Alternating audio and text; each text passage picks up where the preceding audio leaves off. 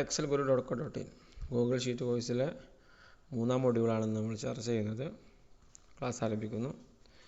നമ്മുടെ ഇന്നത്തെ മൊഡ്യൂൾ പഠിപ്പിക്കാൻ വേണ്ടി നമ്മൾ തയ്യാറാക്കിയിട്ടുള്ളൊരു ഫയലാണിത്. ഓക്കെ, അപ്പോൾ നമ്മൾ ആദ്യമായിട്ട് തന്നെ നോക്കുക, ഈ ഫയലിന് പേരില്ല. ഓക്കെ, ഈ ഫയലിൽ നമ്മൾ നെയിം കൊടുത്തിട്ടില്ല. ആ നെയിം നമ്മൾ കൊടുക്കാൻ വേണ്ടിയിട്ട് നമുക്ക് ചെയ്യാൻ പറ്റുക എന്നുള്ളത് വളരെ വ്യക്തമാണ്. നമുക്ക് നെയിം ഒരുപാട് സ്ഥലത്ത് പോയിട്ട് മാറ്റാൻ പറ്റും. 1-2 ക്ലാസ് പറഞ്ഞതാണ്. ഒന്നെന്നുള്ളത് ഇവിടെ 3 ഡോട്ട്സ് ക്ലിക്ക് ചെയ്തിട്ട് ഇവിടെ റീനെയിം ഓപ്ഷൻ ഉണ്ട്.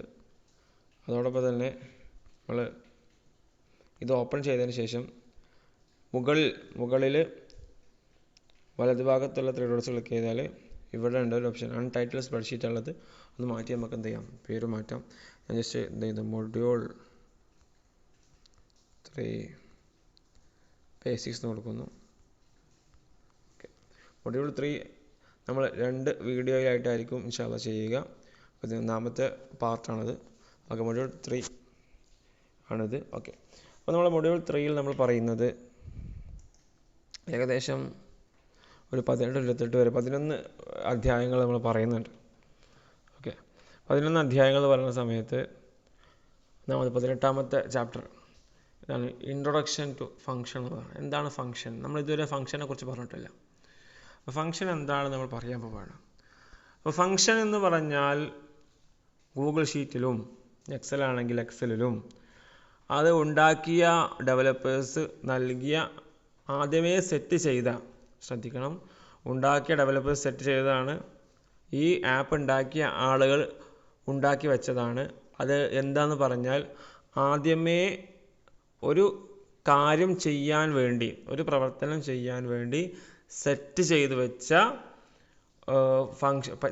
വെച്ച കാര്യങ്ങളെയാണ് നമ്മൾ ഫംഗ്ഷൻ എന്ന് പറയുന്നത്. ഉദാഹരണം പറഞ്ഞാൽ ഇപ്പോൾ ഇതൊരു മാർക്ക് ലിസ്റ്റ് ആണല്ലോ. മാർക്ക് ലിസ്റ്റിൻ്റെ ഒരു ചെറിയ രൂപമാണ്. ഈ മാർക്ക് ലിസ്റ്റ് ഞാനൊന്ന് എന്ത് ചെയ്യുന്നു, കളർ കൊടുക്കാം. ഓക്കെ, ഈ മാർക്ക് ലിസ്റ്റൊക്കെ വിശദമായിട്ട് നമ്മുടെ മൊഡ്യൂൾ 4 വരുന്നുണ്ട്. ഓക്കെ, അപ്പോൾ ഞാൻ അതിലേക്ക് കൂടുതൽ കടക്കുന്നില്ല. ഈ ഒരു ക്ലാസ് നമുക്ക് വളരെ എളുപ്പത്തിൽ തീർക്കാൻ വേണ്ടി ഞാൻ ജസ്റ്റ് ഒന്ന് കളർ കൊടുക്കുന്നു.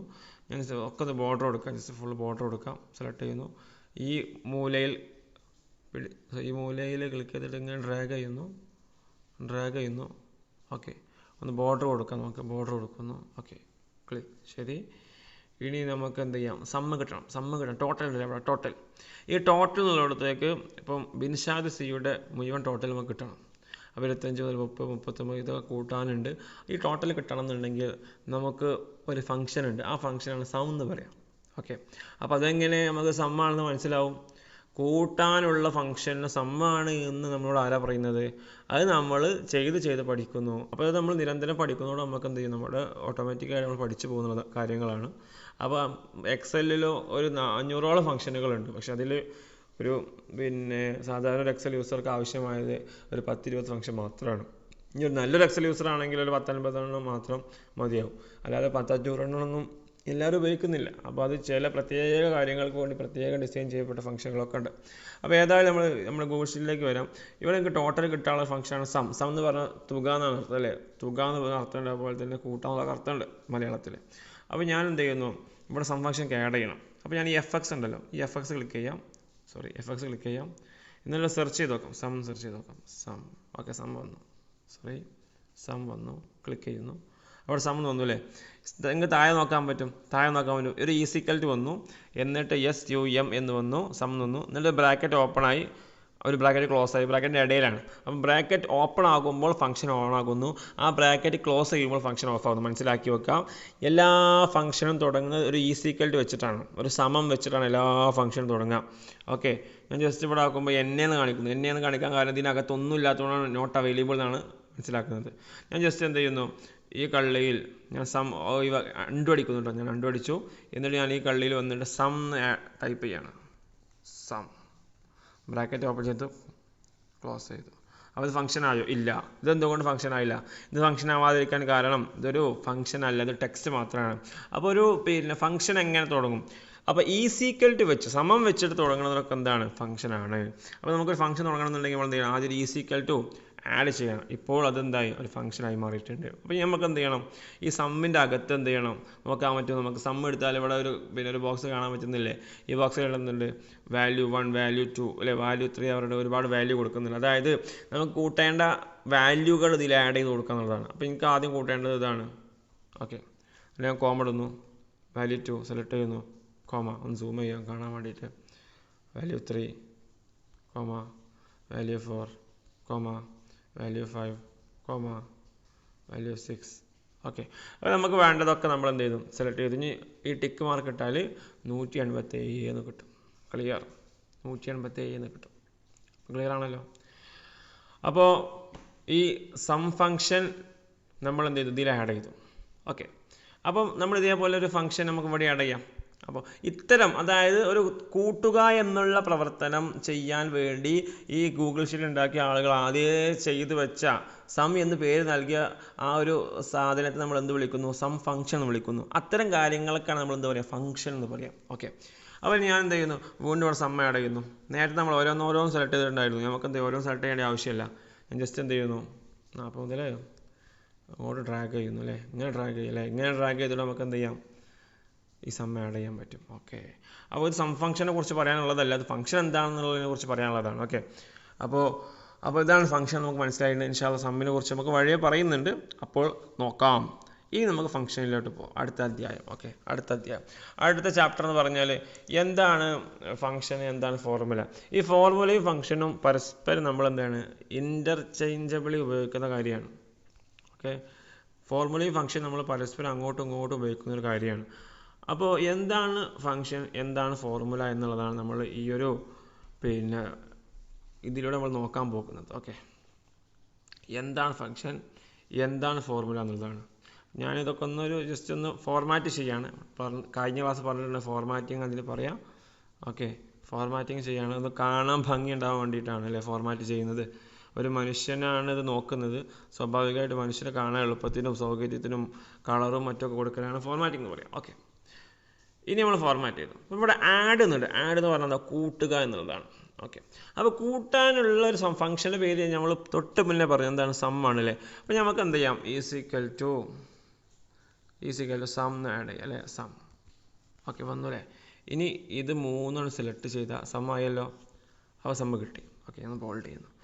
അപ്പോൾ നമ്മൾ ഇവിടെ നിങ്ങൾക്ക് കാണാൻ പറ്റും, താഴെ FX എന്നുള്ള ബോക്സിൽ കാണാൻ പറ്റും is equal to sum bracket open B3 അല്ലേ, 2 കുത്ത് B5 ബ്രാക്കറ്റ് ക്ലോസ്.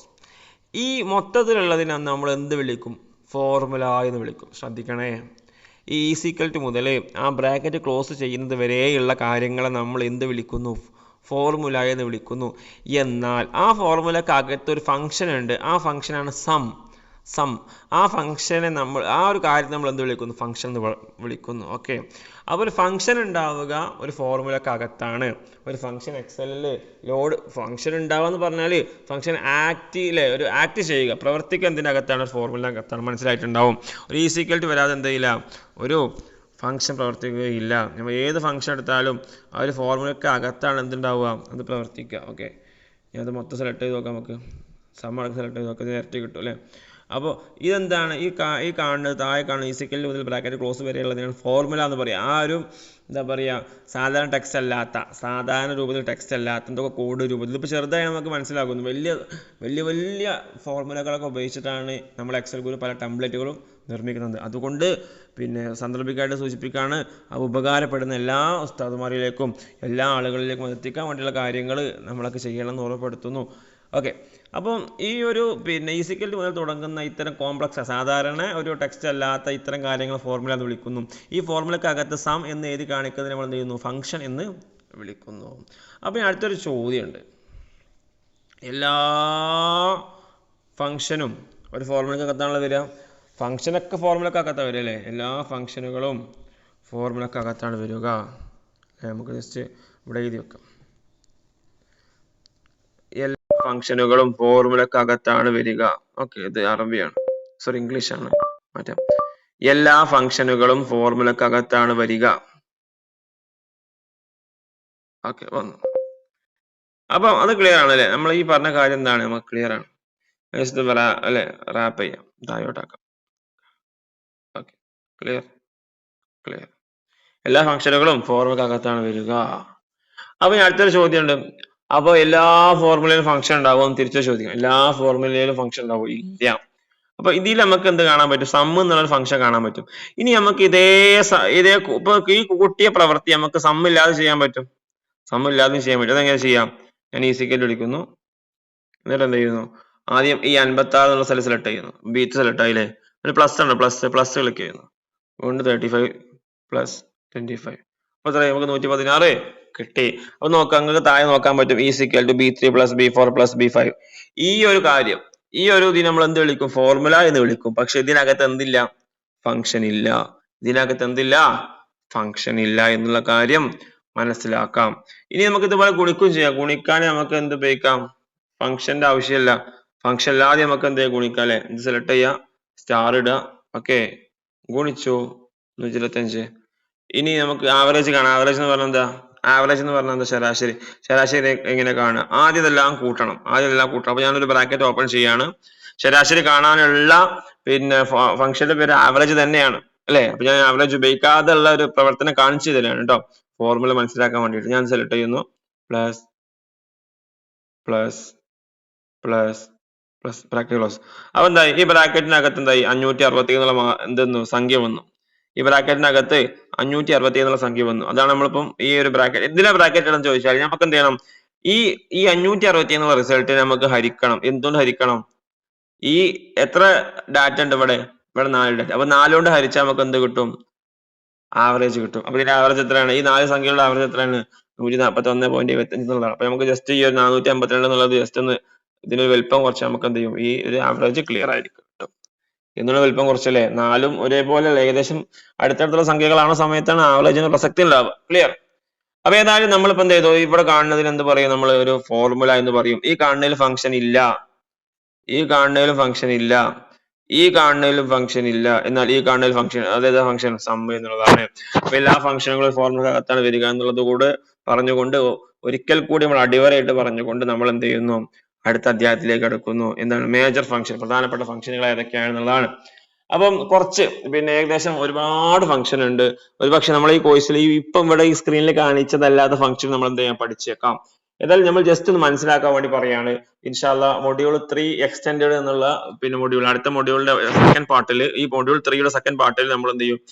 പിന്നെ ഇതൊക്കെ വിശദമായിട്ട് കവർ ചെയ്യുന്നുണ്ട്. ഇപ്പൊ ഏതായാലും നമ്മൾ ഈ ഒരു കാര്യങ്ങൾ നോക്കാം. അപ്പൊ സം ഫംഗ്ഷൻ എന്തിനാണ്? വളരെ ക്ലിയർ ആണ്. സം ഫംഗ്ഷൻ എന്തിനാ ഉപയോഗിക്കുക? അത് പഠിച്ചു വെക്കണം. സം ഫംഗ്ഷൻ എന്തിനു ഉപയോഗിക്കും? കൂട്ടാൻ ഉപയോഗിക്കുന്നു. എന്തിനു ഉപയോഗിക്കുന്നു? കൂട്ടാൻ ഉപയോഗിക്കുന്നു. അപ്പൊ നമുക്ക് ഇവിടെ നോക്കാം, ഈ കള്ളിയിൽ ഉണ്ടോ നോക്കാം. ഞാൻ ജസ്റ്റ് എന്ത് ചെയ്യുന്നു? ഈ കള്ളിക്ക് ഒരു കളർ കൊടുക്കുകയാണ്. ഓക്കെ, എവിടെ ഉണ്ടല്ലേ? സെല്ലുകളിലെ സംഖ്യകൾ കൂട്ടാനാണ് എന്ത് ഉപയോഗിക്കുക? സം ഫംഗ്ഷൻ ഉപയോഗിക്കുക. ഇനി ആവറേജ് എന്തിനാ ഉപയോഗിക്കാം? നമുക്ക് ജസ്റ്റ് കളർ മാറ്റി വെക്കാം. കളർ മാറ്റി കൊടുത്തു. യെസ്, സെല്ലുകളിലുള്ള സംഖ്യകളുടെ ശരാശരി കാണാനാണ് എന്തുപയോഗിക്കുക? ആവറേജ് ഉപയോഗിക്കുക. അപ്പൊ ആവറേജ് ഫംഗ്ഷൻ ആണ്. ഈ സിക്കൽ ടു ആവറേജ് അടിച്ചാൽ ഈ സിക്കൽ സമം അടിക്കുക, എന്നിട്ട് ആവറേജ് അടിക്കുക, ബ്രാക്കറ്റ് ഓപ്പൺ ചെയ്താൽ ആവറേജ് എന്ത് ചെയ്യും? നമ്മൾ സെലക്ട് ചെയ്ത സെല്ലുകളുടെ ആവറേജ് ശരാശരി കാണിക്കുന്നതാണ്. ഈഫ് എന്താണ്? ഈഫ് കുറച്ച് കോംപ്ലിക്കേറ്റഡ് ആണ്, പക്ഷെ വളരെ പ്രധാനപ്പെട്ടതാണ്. എന്ത്? ഈഫ് എന്നുള്ളത് ഓർമ്മപ്പെടുക. കാരണം എന്താണ്? നമ്മൾ ഈഫ് വെച്ചിട്ടാണ് ഒരു കുട്ടി ജയിച്ചോ പാസ്സായോ എന്നൊക്കെ നമ്മൾ എന്ത് ചെയ്യുന്നത്? രേഖപ്പെടുത്തുന്നത്. ഓക്കെ, ഉദാഹരണം പറഞ്ഞാൽ 30ന്റെ മുകളിൽ മാർക്ക് ഉണ്ടെന്നുണ്ടെങ്കിൽ, അല്ലെങ്കിൽ 18ന് മുകളിൽ മാർക്ക് ഉണ്ട് എന്നുണ്ടെങ്കിൽ കുട്ടി പാസ് എന്ന് കാണിക്കണം എന്നുണ്ടെങ്കിൽ അത് നമ്മൾ ഉപയോഗിക്കുന്നത് ഈഫ് എന്നുള്ള ഫംഗ്ഷൻ ആണ്. IF. ഈഫ് വളരെ പ്രധാനപ്പെട്ട ഫംഗ്ഷൻ ആണ്. നിർബന്ധമായി വളരെ കുറച്ച് പഠിക്കാൻ ഒരു പക്ഷെ ബുദ്ധിമുട്ടുണ്ടാവും, എന്നാലും പഠിച്ചെടുക്കേണ്ട ഫംഗ്ഷൻ ആണ് ഈ ഫംഗ്ഷൻ എന്ന് ഓർമ്മപ്പെടുത്തുന്നു. ഓക്കെ, അപ്പൊ ഇനി മിൻ എന്ന് പറഞ്ഞാൽ മിനിമം നമുക്ക് അല്ലെ മനസ്സിലാക്കാൻ പറ്റും. മിനിമം പറഞ്ഞാൽ എന്താ? മിനിമം എന്ന് പറഞ്ഞാല് പിന്നെ അല്ലെ ലോ ലെവൽ എന്നൊക്കെ അർത്ഥമല്ലേ? അപ്പൊ ഇവിടെ ഉദ്ദേശിക്കുന്നത് സ്മോൾ എന്നുള്ളതാണ്. സ്മോൾ അല്ലെ? നമുക്ക് ഇവിടെ കളർ മാറ്റി വെക്കാം അല്ലെ? കളർ മാറ്റി വെക്കുന്നു. സ്മോൾ അല്ലെ? കൂട്ടത്തിലെ ചെറുതിനെ കണ്ടെത്താൻ എന്ത് ഉപയോഗിക്കാം? മിൻ ഉപയോഗിക്കാം. കൂട്ടത്തിലെ ചെറിയ സംഖ്യയെ കണ്ടെത്താൻ എന്ത് ഉപയോഗിക്കുന്നു? മിന്ന് ഉപയോഗിക്കുന്നു. ഇനി ചില ഉസ്താദുമാർക്ക്, ചില ആളുകൾ പഠിതാക്കൾക്ക് സംശയം ഉണ്ടാകും. ഇതിപ്പോ എന്താണ്? ഞാൻ കളർ മാറ്റുമ്പോൾ ഇതിൽ ടെക്സ്റ്റ് വരുന്നത് സംശയം ഉണ്ടാവും അല്ലെ? കളർ മാറ്റില്ലേ? ഈ സെല്ലിന് കളർ കൊടുക്കുമ്പോൾ എന്താണ് ഈ ടെക്സ്റ്റ് തെളിഞ്ഞ് കാണുന്നത് എന്ന് സംശയം ചിലർക്ക് ഉണ്ടാവും, എല്ലാവർക്കും ഉണ്ടാവില്ല. അപ്പൊ ഇത് വളരെ സിമ്പിൾ ആണ്. ഞാൻ ഇതിൽ ആദ്യം ടെക്സ്റ്റ് ആഡ് വെച്ചിട്ടുണ്ട്. ഇവിടെ ക്ലിക്ക് ചെയ്താൽ താഴെ കാണാൻ പറ്റൂലേ? ക്ലിക്ക് ചെയ്താൽ താഴെ കാണാൻ പറ്റും. ആ ടെക്സ്റ്റിനെ നമ്മൾ എന്ത് കളറാണ് കൊടുത്തത്? വെള്ള കളറാണ് കൊടുത്തത്. അപ്പൊ വെള്ള ബാക്ക്ഗ്രൗണ്ടിൽ ഈ വെള്ള ടെക്സ്റ്റ് കാണാൻ സാധിക്കൂല. അതുകൊണ്ടാണ് ഇപ്പം കാണാത്തത്. അപ്പൊ നമ്മൾ ജസ്റ്റ് ഒരു ഡാർക്ക് കളർ ഫിൽ ചെയ്യുമ്പോൾ നമുക്കത് കാണുന്നു. ഓക്കെ, അപ്പം കൂട്ടത്തിലെ വലുതിനെ കണ്ടാൽ എന്ത് ഉപയോഗിക്കും? മാക്സ് ഉപയോഗിക്കും. മാക്സിമം മിനിമം എന്നുള്ള രൂപത്തിൽ മിൻ മാക്സ് പഠിക്കാൻ സിമ്പിൾ ആണ്. സമ്മ് സിമ്പിൾ ആണ്. ആവറേജ് സിമ്പിൾ ആണ്. ഓക്കെ, ഈഫ് എന്നാണ്. ഈഫിന്റെ അർത്ഥം ഇംഗ്ലീഷിലെ ഈഫിന്റെ അർത്ഥം എന്താണ്? ആണെങ്കിൽ എന്നാണ്. ആണെങ്കിൽ എന്ന് പറഞ്ഞ കണ്ടീഷൻ അല്ല, ഷർത്താണ് അല്ലെ? ഒരു ഷർത്തിന്റെ വാക്കാണ് എന്ത്? ഈഫ്. ഓക്കെ, ഇനി കൗണ്ട്. കൗണ്ട് എന്ന് പറഞ്ഞാൽ എന്താണ്? എണ്ണ ഉപയോഗിക്കുന്നതാണ്. എണ്ണ കൗണ്ട് പറയാൻ എണ്ണ എന്നല്ലേ അർത്ഥം. എന്താ കൗണ്ട് എണ്ണ എന്ന് പറഞ്ഞാല്? ഉദാഹരണം പറഞ്ഞാല് പിന്നെ ഇപ്പോ മുകളിലുള്ള ഇപ്പം ഉദാഹരണം പറയാം, ഈ ഫംഗ്ഷനുകളിൽ എത്ര ഫംഗ്ഷൻ ഉണ്ട്? ഇപ്പൊ ഇവിടെ ഒരുപാട് ഫംഗ്ഷൻ ലിസ്റ്റ് ചെയ്തിട്ടുണ്ടല്ലോ, അത് എത്ര ഉണ്ട് നമുക്ക് എണ്ണി നോക്കാം. അപ്പൊ നമുക്ക് എന്ത് ചെയ്യും? സാധാരണ പോലെ എണ്ണ 1 2 3 ഇങ്ങനെ എണ്ണി നോക്കാം. അപ്പം അത് നമുക്ക് പോസിബിൾ അല്ല അല്ലെ? എക്സൽ അങ്ങനെ എണ്ണി നോക്കുക എന്നുള്ളത് 1 2 ഒക്കെ ആണെങ്കിൽ നടക്കും. വലിയ ഡാറ്റകളിൽ ലക്ഷക്കണക്കിന് ഡാറ്റകളിൽ നമുക്ക് എന്ത് ചെയ്യില്ല, അങ്ങനെ എണ്ണി നോക്കാൻ നടക്കൂല. അപ്പൊ നമ്മൾ എന്ത് ചെയ്യും? കൗണ്ട് ഫംഗ്ഷനുകൾ ഉപയോഗിക്കും. കൗണ്ട് ഫംഗ്ഷൻ ഉണ്ട്, ഒന്നിലധികം കൗണ്ട് ഫംഗ്ഷൻ ഉണ്ട് അല്ലെ? അപ്പൊ കൗണ്ട് അടിച്ചിട്ട് നമ്മൾ ആ സെല്ലുകൾ സെലക്ട് ചെയ്താൽ, ഉദാഹരണം പറയാം, നമ്മൾ കൗണ്ട് എന്നുള്ള ഫംഗ്ഷൻ ഉപയോഗിച്ചിട്ട് നമ്മൾ കുറച്ച് സെല്ലുകൾ സെലക്ട് ചെയ്താൽ ആ സെല്ലുകളിൽ ഏതൊക്കെ സെല്ലുകളിൽ ഉണ്ട് എന്ന് നോക്കിയിട്ട്, എത്ര എണ്ണം ഉണ്ട് എന്ന് നോക്കിയിട്ട് അതിന്റെ എണ്ണത്തിന്റെ റിസൾട്ട് കിട്ടും. ഓക്കെ, അപ്പൊ ഞാൻ ജസ്റ്റ് ഇത് സെലക്ട് ചെയ്താല് ഇത് എത്ര ഉണ്ട് എന്നുള്ള ലിസ്റ്റ് നമുക്ക് കിട്ടും. ജസ്റ്റ് കാണിക്കാം, പറഞ്ഞുകൊണ്ട് കാണിക്കാണ്, സംശയം ഉണ്ടാവണ്ട. നമുക്ക് ഇതെല്ലാം വിശദമായി പറയാണ്ട് ഞാൻ എന്ത് ചെയ്യുന്നു? കൗണ്ട് എ എന്ന് വിളിക്കുന്നു. കൗണ്ട് എ അവിടെ വേണം. ഓക്കെ, ഇത് സെലക്ട് ചെയ്യുന്നു. ഓക്കെ, അപ്പൊ എത്ര കിട്ടി? 9. അപ്പൊ 9 ഫംഗ്ഷൻ നമ്മളിവിടെ പറയുന്നത്. ഇനി അടുത്തത് വി ലുക്കപ്പ് വളരെ പ്രധാനപ്പെട്ടതാണ്. ചില ആളുകളൊക്കെ വി ലുക്കപ്പിന് അഡ്വാൻസ് എക്സൽ ആയിട്ട് എണ്ണല്. അഡ്വാൻസ് എന്ന് പറഞ്ഞാൽ എന്താ? ഇത് എക്സലിലെ കൊല കൊമ്പനാന്നൊക്കെ പറഞ്ഞു. ഇത് എക്സലിലെ കൊല കൊമ്പനല്ല, ഇത് എക്സലിലെ കുട്ടിയാണ്.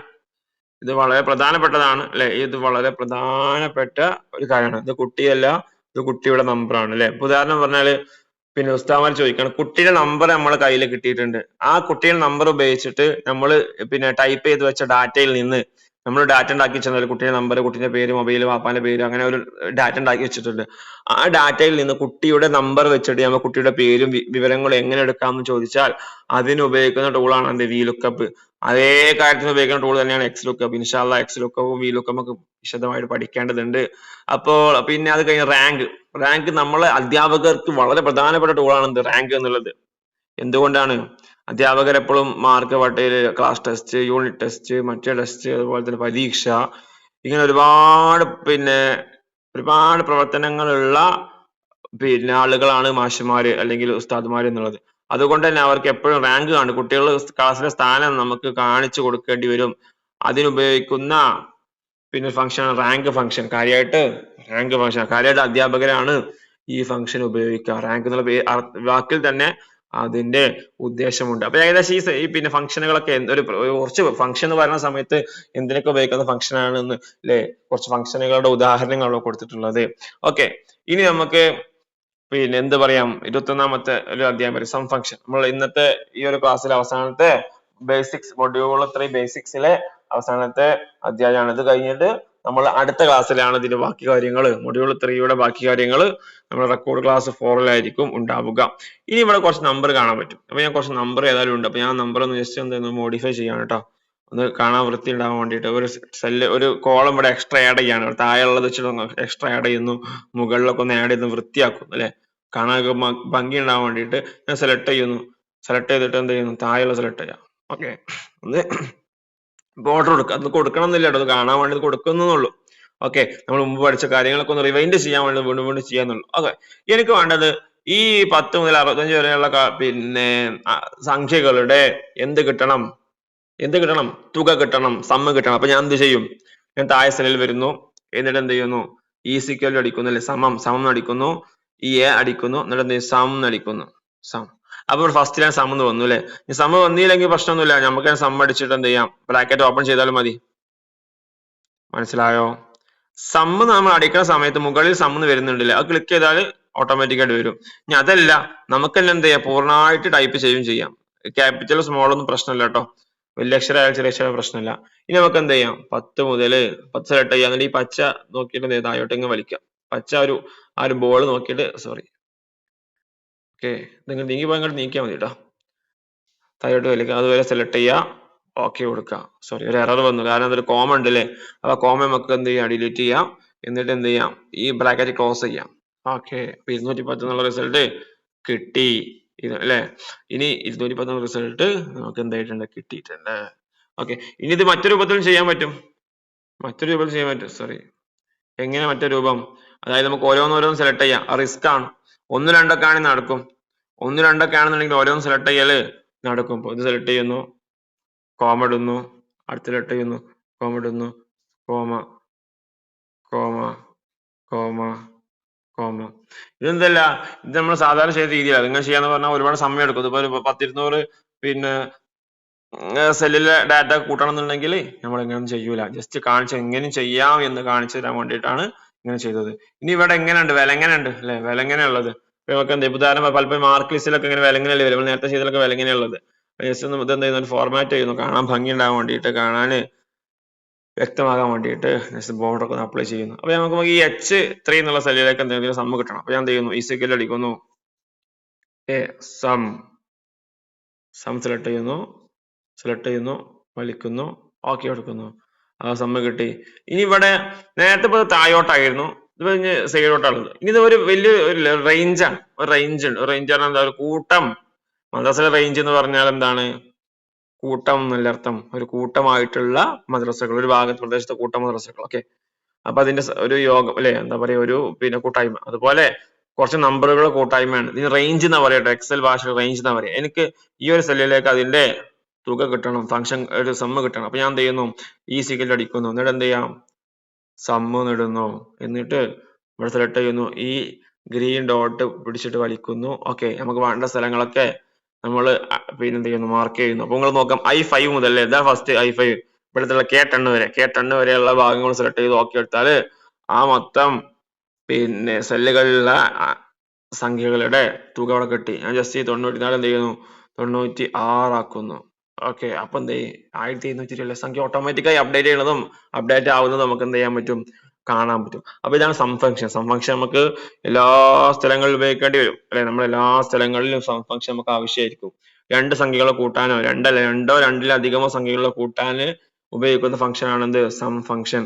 ഈ കൂട്ടാൻ സം ഫംഗ്ഷൻ മാത്രമാണോ? അല്ല, കൂട്ടാൻ സം അല്ലാത്ത വേറെയും ഫംഗ്ഷൻ ഉണ്ട്. പക്ഷെ നമ്മളിതൊരു ബേസിക് ക്ലാസ് ആയതുകൊണ്ട് നമ്മൾ അത് മാത്രം നമ്മൾ പഠിച്ചാൽ മതി എന്ന് ഓർമ്മപ്പെടുത്തുകയാണ്. ഓക്കെ, അപ്പൊ നമ്മൾ ഇന്നത്തെ ഒരു മൊഡ്യൂൾ 3 നമ്മൾ പറഞ്ഞിട്ടുള്ളത്, ഒന്ന് ഈ ഫംഗ്ഷൻ എന്താന്ന് പറഞ്ഞു അല്ലെ. ഫംഗ്ഷൻ എന്ന് പറഞ്ഞാല് ഒരു പ്രത്യേക കാര്യം ചെയ്യാൻ വേണ്ടിയിട്ട് അതിൽ തന്നെ ഡിസൈൻ ചെയ്ത, എക്സൽ ഉണ്ടാക്കിയ ആളുകൾ തന്നെ നിർമ്മിച്ച ഒരു പിന്നെ ഒരു കാര്യത്തിനെ നമ്മൾ എന്ത് വിളിക്കുന്നു, ഫംഗ്ഷൻ എന്ന് വിളിക്കുന്നു. പ്രധാനപ്പെട്ട ഫംഗ്ഷനുകൾ, പിന്നെ ഫംഗ്ഷനും ഫോർമുല നമ്മൾ മാറ്റം പറഞ്ഞു. ഫോർമുല എന്ന് പറഞ്ഞാല് ഈസിക്കലിൽ നിന്ന് തുടങ്ങുന്ന എല്ലാ കാര്യങ്ങളും നമ്മൾ ഫോർമുല എന്ന് വിളിക്കും. എന്നാൽ ആ ഫോർമുലക്ക് അകത്ത് ഉപയോഗിക്കുന്ന കാര്യത്തിന് ഫംഗ്ഷൻ എന്ന് ഉപയോഗിക്കുക അല്ലെ. ഉദാഹരണം പറഞ്ഞാൽ ഇവിടെ ഫോർമുല ഇല്ല, ഇവിടെ ഫോർമുല ഉണ്ട്. ഈ ഒരു B3 ഇതിൽ എന്തുണ്ട്, ഫോർമുല ഉണ്ട്, പക്ഷെ ഫംഗ്ഷൻ അല്ലേ. എന്നാൽ ഇവിടെ വന്നാൽ സം എന്നുള്ള ഫംഗ്ഷൻ ഉണ്ട്. അപ്പൊ സം ഒരു ഫംഗ്ഷൻ ആണ്. അപ്പൊ ഈ ഒരു ഫോർമുലയിൽ നമുക്ക് എന്ത് കാണാൻ പറ്റും, സം ഫംഗ്ഷനെ കാണാൻ പറ്റും. എന്നാൽ എല്ലാ ഫോർമുലകളിലും സം ഫംഗ്ഷൻ ഉണ്ടാകണം എന്നില്ല. പിന്നെ നമ്മൾ എന്ത് പറഞ്ഞു, പിന്നെ പ്രധാനപ്പെട്ട കുറച്ച് പിന്നെ ഫംഗ്ഷൻ പറഞ്ഞു, സമ്മ പറഞ്ഞു, ആവറേജ്, ഈഫ്, മാക്സ്, മിൻ, കൗണ്ട്, വീലൊക്കെ, വെക്സിലൊക്കെ, റാങ്ക് തുടങ്ങിയ കുറച്ച് പ്രധാനപ്പെട്ട ഫംഗ്ഷനുകളുടെ പേര് നമ്മൾ പറഞ്ഞു. പിന്നെ സമ്മ് എന്നുള്ള അധ്യായം നമ്മൾ പറഞ്ഞിട്ടുണ്ട്. അപ്പൊ ഇൻഷാ അല്ലാഹ് ഇതുമായി ബന്ധപ്പെട്ട ഒരു വർക്ക് നിങ്ങൾക്ക് അസൈൻമെന്റ് ലഭിക്കുന്നതായിരിക്കും. അത് കൃത്യമായി ചെയ്യാം. ഓക്കെ.